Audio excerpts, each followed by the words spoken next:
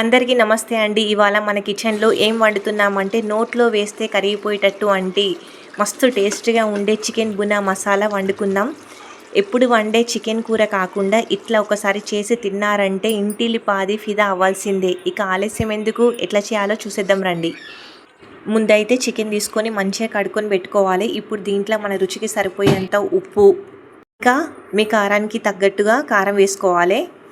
కొద్దిగా పసుపు, అల్లం వెల్లుల్లి పేస్టు, దీంతోటే కొంచెం ధనియాల పొడి, కొంచెం గరం మసాలా పొడి, కూర మంచిగా గ్రేవీ రావడానికి ఒక కప్పు గట్టి పెరుగు, కొద్దిగా నిమ్మరసం పిండుకోవాలి.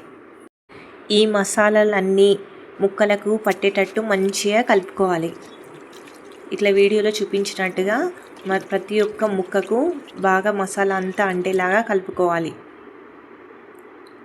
ఇక ఇట్లా కలుపుకున్న చికెన్ను ఒక అరగంట పక్కన పెట్టేస్తే మసాలాలు అన్నీ ముక్క లోపల దాకా పోయి ముక్క తింటుంటే మస్తు టేస్టీగా ఉంటుంది.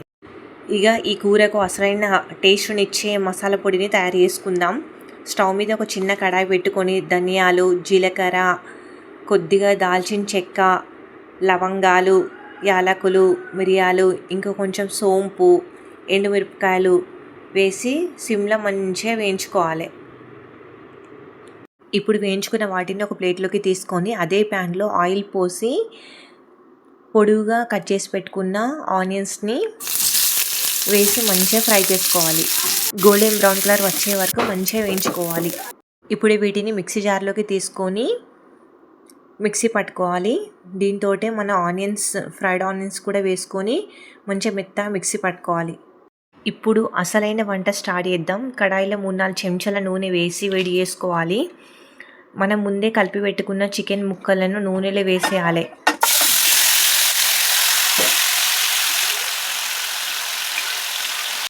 మంటనైతే మీడియం ఫ్లేమ్లో పెట్టి మంచిగా కలుపుకోవాలి.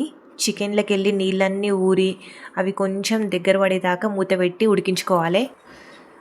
చూస్తున్నారా ఫ్రెండ్స్, మూత తీస్తేనే స్మెల్ అయితే అదిరిపోతుంది. దీన్ని ఒకసారి కలుపుకొని మనం ముందే నూరి పెట్టుకున్న ఉల్లిపాయల పేస్టు, ఆ పైన మనం స్పెషల్గా చేసుకున్న మసాలా పొడిని కూడా వేసేయాలి. ఈ మసాలాలు అన్నీ చికెన్ ముక్కలకు పట్టేటట్టు ఒక 2 నిమిషాలు మంచిగా కలుపుకొని ఇట్లా వేయించడాన్ని బునా అంటారు. ఇప్పుడు గ్రేవీ కోసం తగినన్ని నీళ్లు పోసి మూత పెట్టి చికెన్ని మెత్తగా ఉడికించుకోవాలి. ఇక మూత తీసి చూద్దాం ఎలా ఉందో. ఇక చూడండి, నూనె అంతా పైకి తేలి కూర ఎంత మంచి రంగులో కనిపిస్తుందో. ఇల్లు మొత్తం మసాలా వాసనతో గుమగుమలాడిపోతుంది. ఇక లాస్ట్లో పొడుగుగా కోసి పెట్టుకున్న పచ్చిమిరపకాయలు, కొంచెం కరివేపాకు వేసుకొని మంచిగా కలుపుకోవాలి.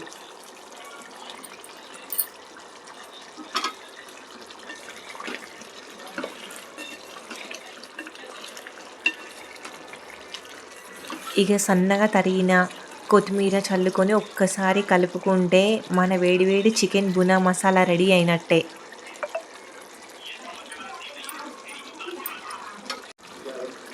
చూస్తున్నారా ఫ్రెండ్స్, ఎంత బాగా ఉడికిందో. ఏ పీస్కి ఆ పీసు మంచిగా నీట్గా ఉడికింది. దీన్ని వేడివేడి అన్నంలోకైనా, చపాతీ, రుమాల్ రోటీలకైనా తింటే ఉంటుందండి, మస్తు ఉంటుంది. అస్సలు వదిలిపెట్టరు. మీరు కూడా మీ ఇంట్లో ట్రై చేసి ఎట్లా వచ్చిందో కామెంట్లో చెప్పండి. అట్లనే మన ఛానల్ని లైక్ చేసి సబ్స్క్రైబ్ చేసుకోండి.